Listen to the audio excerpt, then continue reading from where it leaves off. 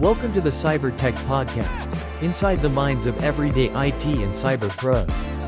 Your host, Mike Fierros, will dive deep into the world of IT and cybersecurity, bringing you the stories and insights of professionals who are making waves in the field.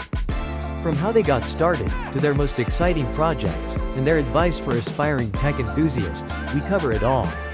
So, whether you're an industry veteran or just getting started, join us as we explore the fascinating minds behind the technology that shapes our world. Let's get started.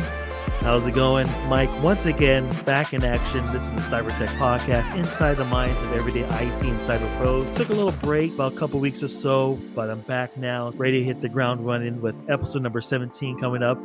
Just a brief updates on different things happening. I am building out the Aspire Byte merchandise store, so that's coming soon. I've had several people message me on LinkedIn about ideas of making mugs and t-shirts and hats and all that good stuff. And so I'm building that stuff out now.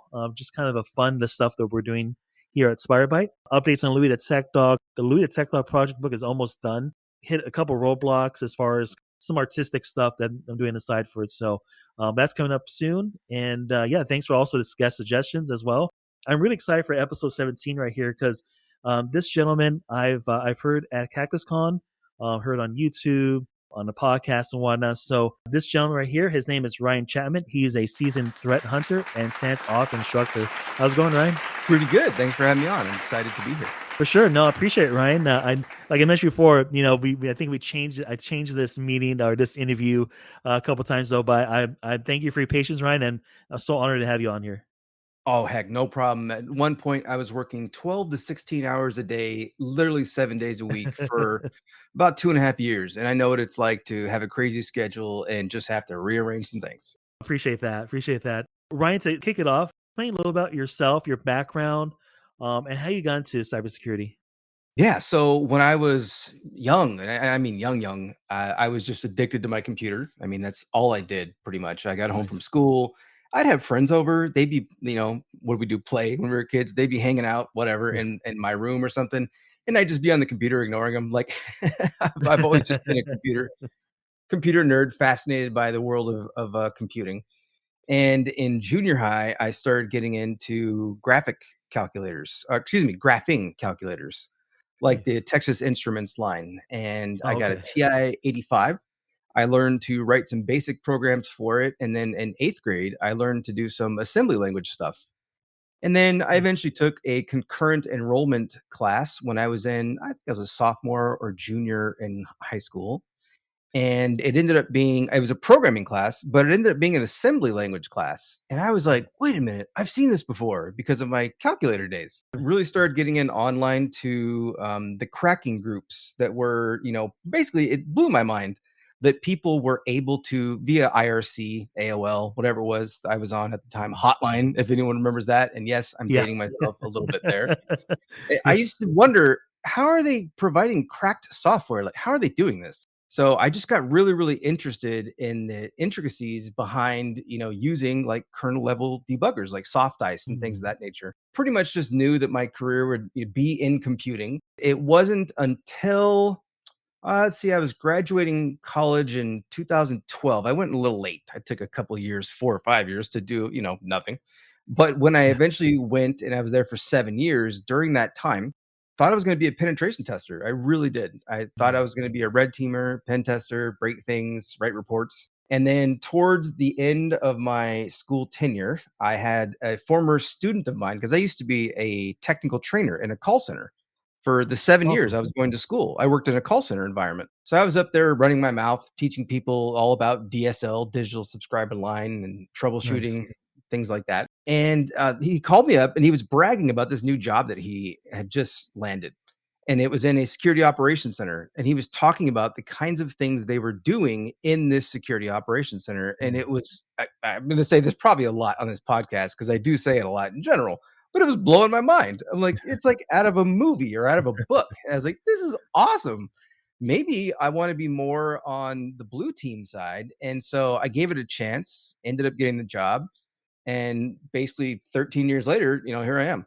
That right there, Ryan, is a really good example you gave, being curious how things work, being vocal, wanting to learn, just curiosity in general. And you said you were a technical trainer. How did that help you later on as you further your career, like the skill sets you learned during that time while you're going to school? Oh, honestly, it helped me immensely because Mm, I firmly believe that I've gotten to where I am now and where I will end up in my career because of two primary things. One of mm, them is being a people person. A lot of folks in security are not, and they have yeah. other strengths, but that just happens to be one of my things. I love to run my mouth, which you could probably already tell by now. And when I started, basically training, teaching, if you want to call it teaching, the Mm, curriculum was they were like 1 to 4 weeks at a time. So I would have a group of 30 students, 40 students for a week, and then a brand mm, new group, and then a brand new group. And I learned to interact with a lot of different variety of people, and I also learned to fine tune my presentation skills and mm, become even more comfortable with they say, whoever they is, and I don't know if this holds true in the year 2025, but they say that one of the biggest fears that people have is public speaking. And for me, it's the mm. exact opposite. I love going up and running my mouth and being able to share cool things that I've learned, and then likewise learning from my students and learning from them Mm, and having them give me links to go check out and whatever. So for 7 years of being in a place where it was just beyond common for me to get in front of a group of brand new people and just talk. It became something that I mm, leveraged very quickly after I got into the Security Operations Center back in 2012. I did my first mm, presentation in 2013, and at the time, I thought to myself, I had imposter syndrome, and I was in mm, a room full of adults. There were a couple hundred people there for my first like real presentation. And within the first minute of talking, I was literally talking to myself as I was saying, what I was saying to the class, but I'm talking to mm, myself and I was like, this is just like the classroom. This is just like you did for 7 years. There's no freaking difference. You have mm. something that's really cool. You want to talk to these folks about, just do it. Like, just calm down. Don't be nervous. You're not nervous in front of people. And I was like, yeah, you're right, Ryan. I'm not nervous in front of people. And it just clicked. And ever since then, I have been given amazing opportunities to present, whether that be something like now on a podcast, right? Or whether it be in front of a small or large or very large audience. And I think that giving presentations is something that has really, really helped me evolve Mm, personally. And I don't just mean from the aspect of like growing, say, social media or whatnot. mm, I have social media. I have a YouTube channel with videos on there, but quite honestly, none of it's monetized. I don't do them very often. It's usually these days when I do a podcast or a Sans sponsored, mm, presentation for whatever reason. mm. I don't even have them on my channel. I mostly have a playlist where I'm like, there's a Sans thing I did. It's over there. Go check it out. So for me, it's not like, "Oh, I want to be this big social media titan. No, not at all. But rather, it's just extremely important to me that you're able to give back to the community because I've Mm, just been in awe of how much I've learned over the years and how much of that came directly from someone else who took the time to teach me and to show me. And so I think that being a people person, networking, when some new threat lands, like a recent threat, depending on when you release the mm, podcast, but there's a particular threat with the SAP NetWeaver. And mm, you stop and think about how do these threats become recognized? For example, a vulnerability. How is it identified mm, in the first place? How is it recognized? How is it espoused to the global IT community? Who's doing that research? And what are you learning from them? And what can you give back to the community where your strengths are in mm, regard to whatever that topic is? For me, I'm a threat hunter, so it was like, oh, well, we could write a bunch of queries in a bunch of different query languages to help people find these things in their environment.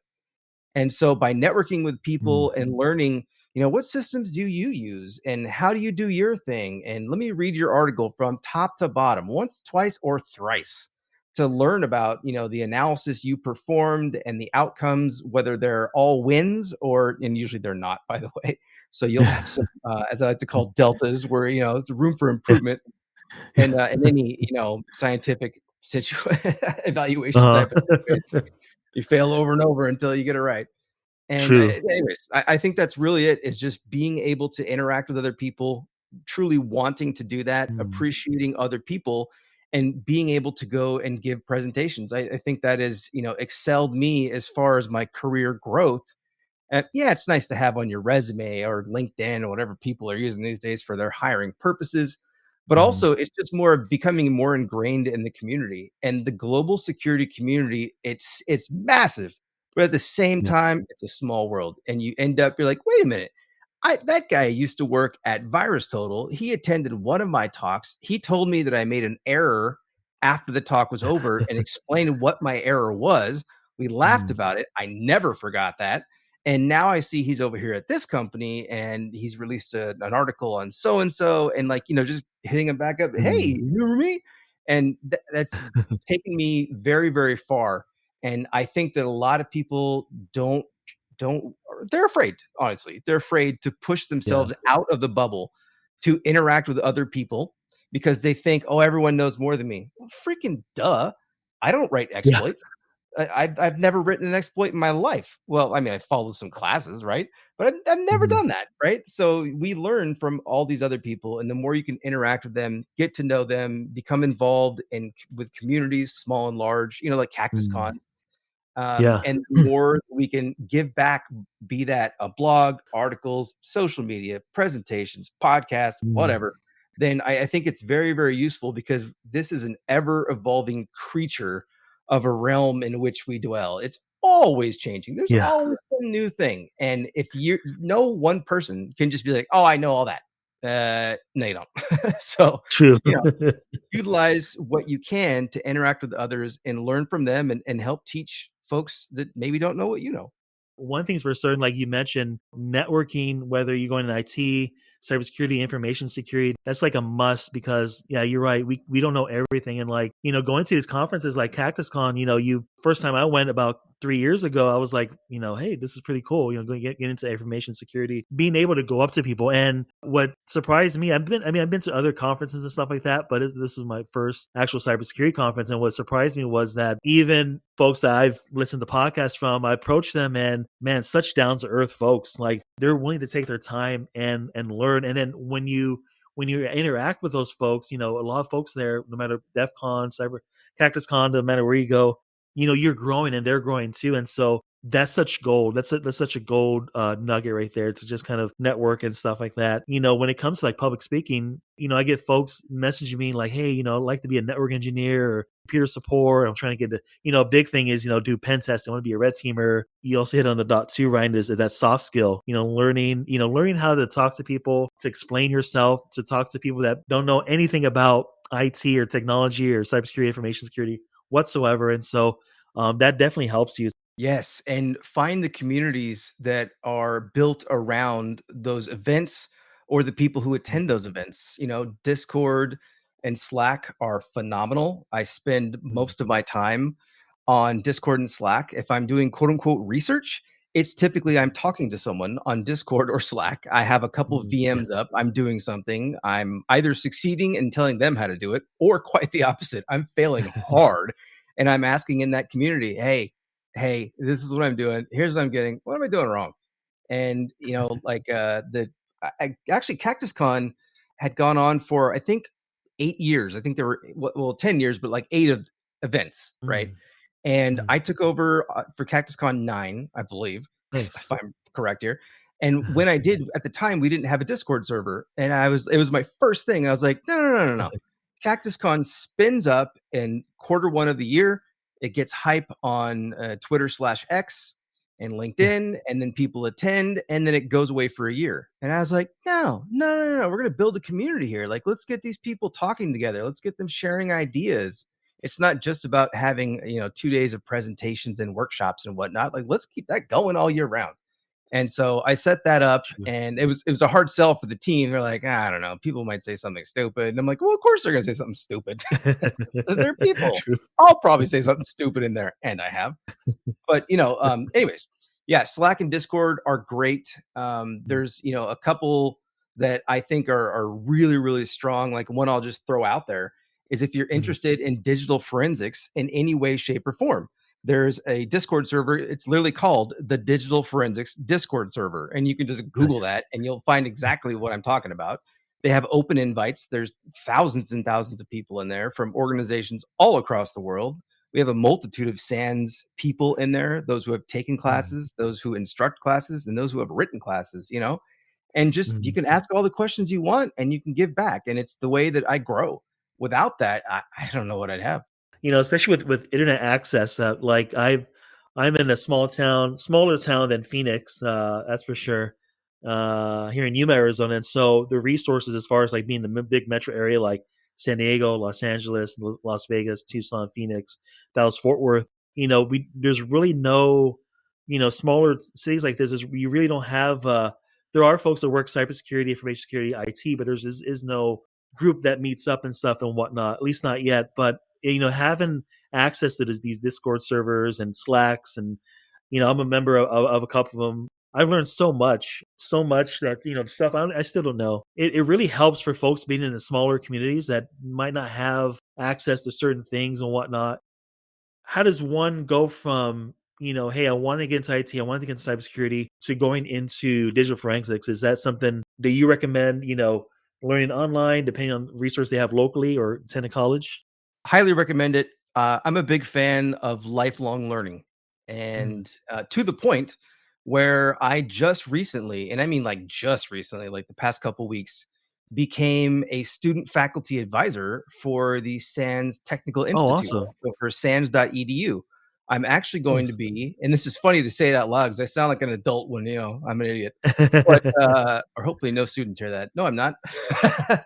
I'll be coaching students through writing their theses, and Oh, that's eventually awesome. I'll be the one that actually grades them. And That's so awesome. that is another way that I can, be embroiled in Mm, this ever evolving landscape that we have. And the students are going to come up with proposals like they constantly do for, most of their degree mhm, large scale papers, towards the end is what's a problem that I can identify. mm, Let's come up with the solution for that problem. And so to be a part of this journey for the students, I mean, that's awesome. But I think that a college education is amazing. I think that you learn a ton. At the same time, I don't think that anything beats the hands-on analysis that you'll be doing when you get into the true. workforce. I was graduating, I maintained a 4.0 for all 7. It took me 7 years because I had a kid, I had a Nice. full-time job, I had a baby at, Mhm, during my 6th year. It took me 7 years to get my graduate degree, my master's, but I had a 4.0 sure. the whole time. And by the way, huge waste of time. Definitely not worth it. The only Mm, people who have ever heard that I had a 4.0 is when I talk about how stupid it was of me to do that, basically on podcasts and during presentations. mm. I put my family through heck just because I wanted a perfect score. Yeah, whatever.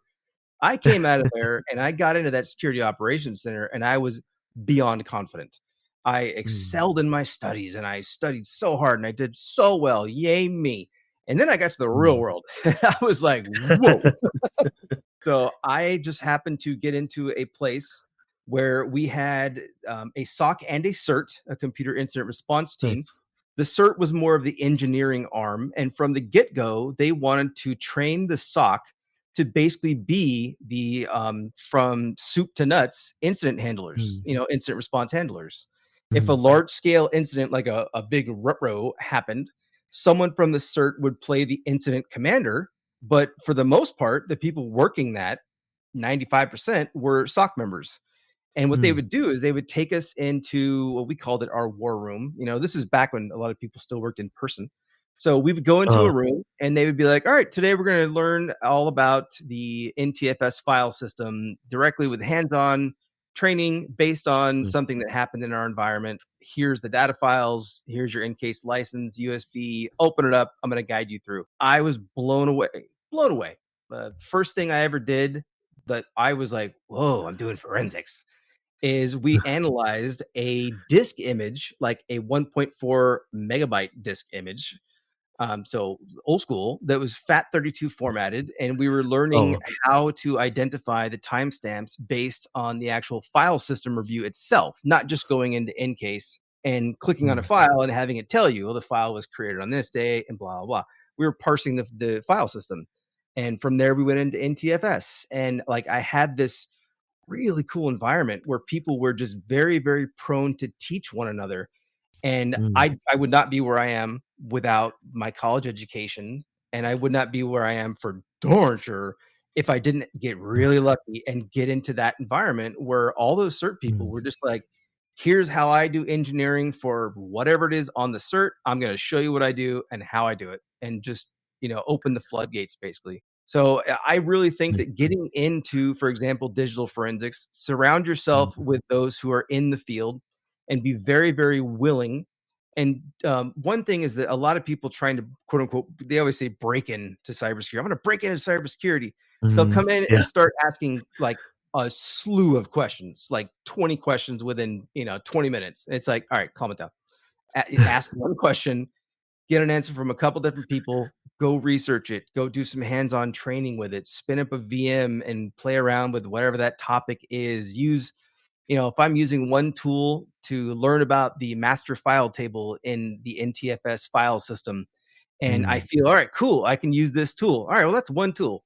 There's probably 20 more out there, at least 2 or 3 others that are probably top competitors for what they're using in, the digital forensic incident response consulting firms around Mm. the world. Go try a different one. Go learn another one, and learn the difference between pushing a button to get a banana versus what is the tool itself actually doing? What data True. is it parsing? How is it parsing that data? What is it using to recognize structures in that data? And beyond Mm. that, what exactly is the tool showing you? There's so many people that use tools that might have, like, let's just say you get a display of columns in your results, Mm. and there are 10 columns. Many times I find, because I did this for the first solid year that I worked in the SOC, if I understood 3 of the critical columns, but let's just say that there was at least 2 or the other 8 or other 7 or whatever, that I was Mm. like, I don't really know what that is. I just learned to tune them out. I don't really need to know what that particular value is. Like, I don't care about that. Well, why would the tool author take the time to make the default layout include those specific columns? Like, why is it Mm. there? What does it mean? And how is that data being parsed? All things that are very, very important. So hands-on, get in, for digital forensics, jump in that Discord Mm. server. It's great. Sign up for something like pluralsight.com. Keep in mind, by the way, that was a totally biased thing that I just said, because I have courses on Pluralsight and have worked on curriculum stuff Nice. in the background with them for many years. But go to Oh. one of their competitors, go to Udemy or Cyber Skills Library or something like that, Mm. and just find something that's easily affordable, easy monthly payment, or just pop onto YouTube and be like, intro to digital forensics. What Yeah. topics are they covering? Spin up your notes, whether it's Notepad or whether you're using Microsoft OneNote or you're using a physical notepad if you're old school, and just be like, all right, these are the topics that we covered today. I watched a 2.5 hour video or 2.5 hours of videos on this one topic. What more can I learn about it? And then take all your notes, understand it as well as you can, and then branch off to the next topic. People Mm. think that learning digital forensics is easy. There's a lot of, you have like commercials and ads online that say, hey, break into True. cyber. And you can have a high paying cybersecurity job in 6 to 12 months if you just, pay Yeah. for our program. Like, no, probably not. That's probably not going to happen. Yeah. I'll tell you right Yeah. now, that's probably not going to happen. Yeah. Yeah. But learning to use free and more readily available resources, and sharing with other people, hey, I wanted to learn Mm. about this one digital forensic topic. Say it's shell bags in Windows 10 or 11, right? I Mm. wanted to learn about shell bags because I saw it mentioned in some YouTube video and had no idea what that lady was talking about. So I looked it up. I spent 10 hours Googling, I spent 10 hours watching YouTube videos. Here are the major takeaways that I have, and then share those out with everyone else, get their feedback and their thoughts and the tools they like to use and what works well and doesn't work well with those tools, Mm. and just add that to your toolbox, and then move along and then pivot to the next topic. That's really good, Ryan, because there's so much resources out there, and yeah, I also I dislike these ads, and especially on YouTube. Like, hey, you want to work for Apple? You want to work for Tesla? Within 6 months, you can make $100 million. Exaggerating, but like I just look at these ads and I'm just like, wow, if they it's just clickbait, but man, like you don't realize how much of a grind it is, to get, from the bottom working, learning and getting to where you're at now. It's a lot of, literally blood, sweat, and tears. And so what certifications do you recommend as far as digital forensics is concerned, Ryan? Well, obviously I'm a sans guy. I'm a total True, sans true. chill because at this point, being an author for 4 years now, whatever, and training for 2 Nice. years prior to that, I'm gonna say, duh, sans certificates, certifications. But not everyone has the means to pay for a sans class, Mm, and that's probably an understatement because they're not just a drop in the bucket. Meanwhile, you have your more entry level certifications. I get asked all the time, what are some easily affordable and yet very worthwhile investments in terms of certifications? I've always been mm. a fan of CompTIA or CompTIA, however you're supposed to pronounce it. I never learned. Yeah.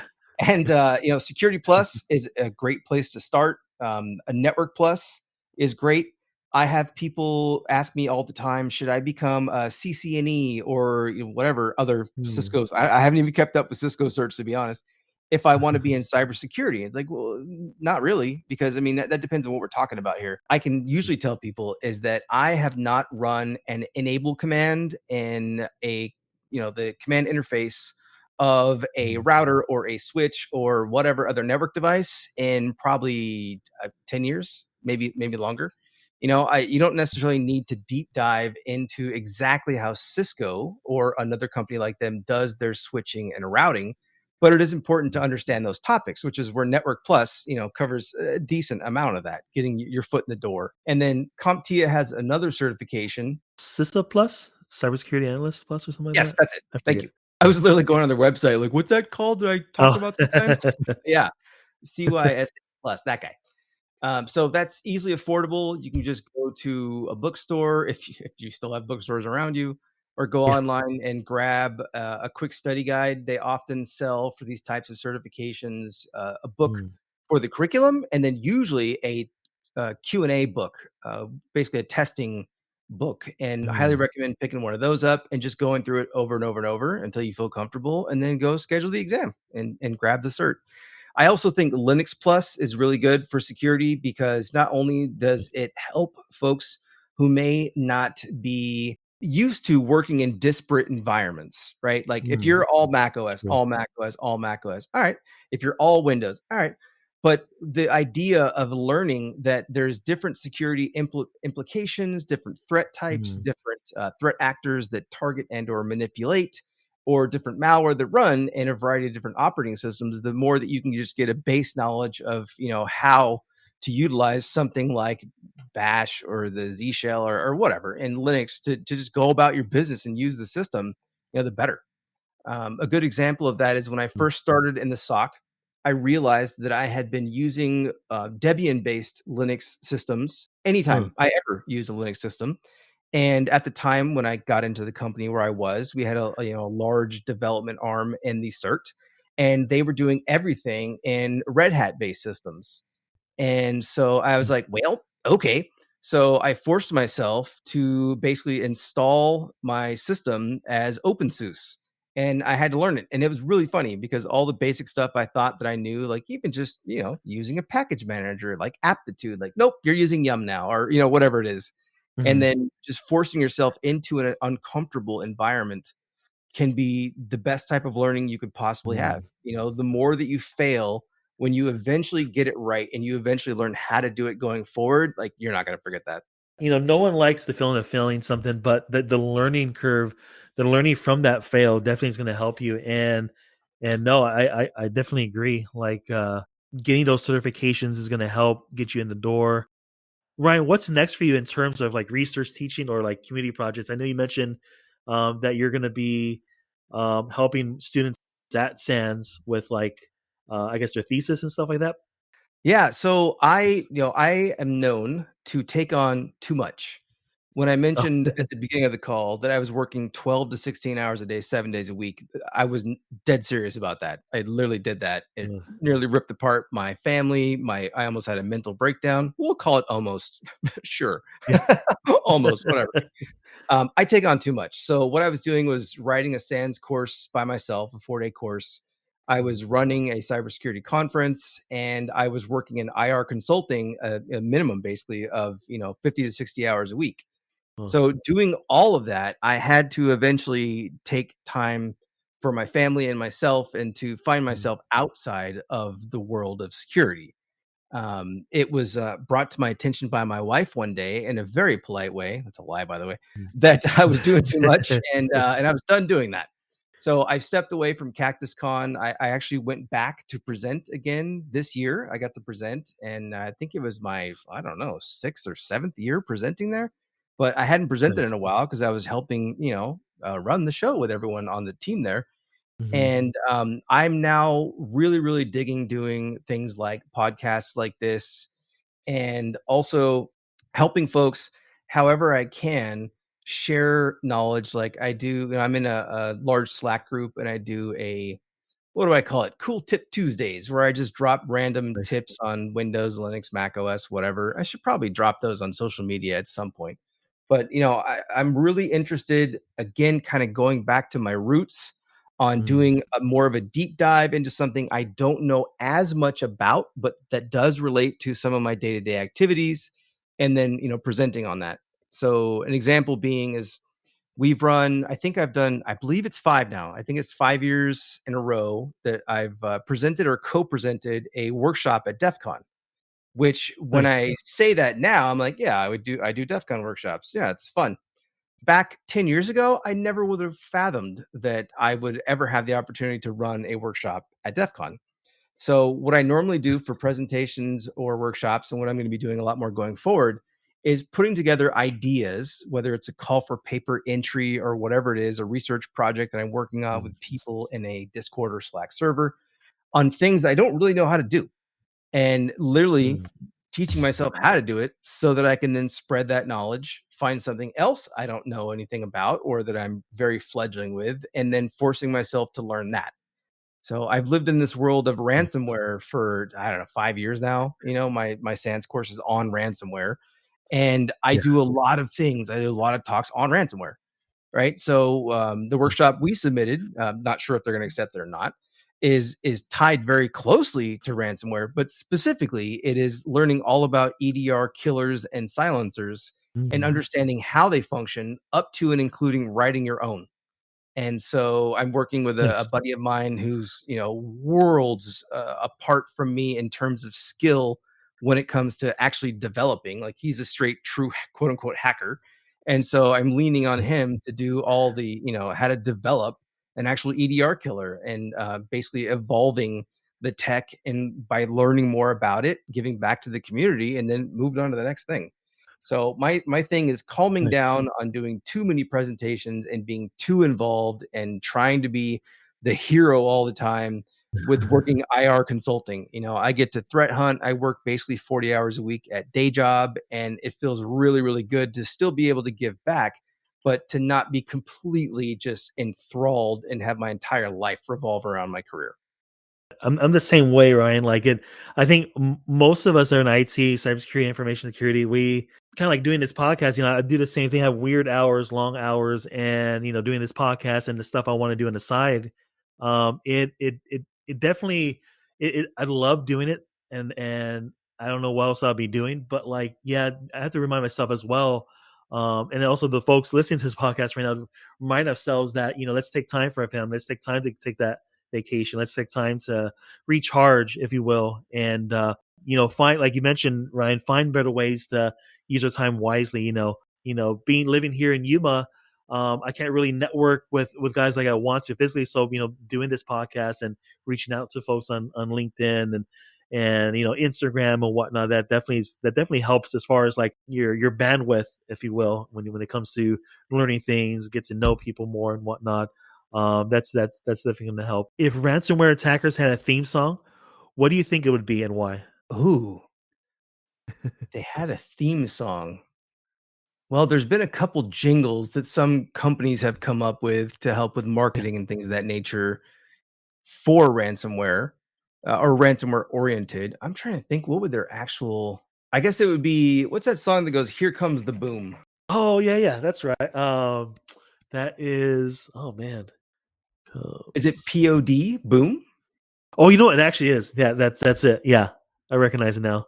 Here comes the boom. Yeah, Here comes the boom. There we go. Yeah, that's the ransomware actor, operator, and affiliate mantra. Here comes the boom. Yeah. Oh man, POD. That's old school now. I haven't listened to him in a while, but no, thanks for your time, Ryan. I think you dropped some really good your really good nuggets for listeners for this particular podcast. Because the majority of them, they're the younger folks trying to get into these fields, and then also other 50% of them or half of them trying to transition from another career to this one. And so you dropped some really gold nuggets, especially for those that want to get into ransomware space, the digital forensic space and stuff like that, incident response. I think it's going to be really helpful for those who want to get in there. And Ryan, if someone wanted to reach out to you or just maybe look up content on YouTube or go on SANS, how can they get hold of you? How can they get into those, find those websites? Yeah, you can find pretty much everything at my website. It's incidentresponse.training. And that is the Oh, top level domain. It's .training, not a .com or otherwise. I have a bunch of my presentations on there, podcasts, everything on there's free, a bunch of free resources on there. And my social media things are listed on there. I'm on X and I'm on nice. LinkedIn. Those are the two primary ones that I use. And then also, actually, no, that's pretty much it. Yeah, that's pretty much it. Feel free, anyone Nice. listening to this, to reach out, say hi. If you have any general questions, it may take a while for me to get to your individual questions, but I typically get back to folks and let them know, at least give you some starting points as to where you can go depending on what you're interested in and what you're trying to do. That's awesome. And I'll also make sure I'll put the links to what Ryan just mentioned on the podcast show notes, whether on YouTube or on Spotify. That way you guys can check him out. Reach out to Ryan if you want, if you need to, to get more information on the stuff he does or, kind of guide you a bit and whatnot. And thanks, Ryan, for being on the podcast. I really appreciate your time. Like I say, you dropped some gold nuggets, and I'm really honored to have you on here. Hey, I appreciate your time and having me on. And hopefully folks enjoyed at least some of the things I was saying. Oh, yeah. No, for sure. You. Oh, yeah. And guys, this is episode number 17 in the books. Ryan Chapman, seasoned threat hunter, SANS author, and instructor. Thanks, Ryan.